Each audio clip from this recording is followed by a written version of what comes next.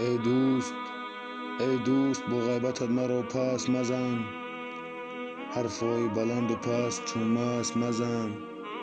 گر باشی تو دوست چو دوست تحقیر مکن، گر باشی تو دوست چو دوست تحقیر مکن. بر صورت و بر سیرت من دست مزن، مرد را نامردان با دستی مردان میکشند، مرد را نامردان با دستی مردان میکشند. بین که ما را این چنین بسیار آسان میکشند. دوستان دیدم که میبوسند دستی دشمنان، دوستان دیدم که میبوسند دستی دشمنان.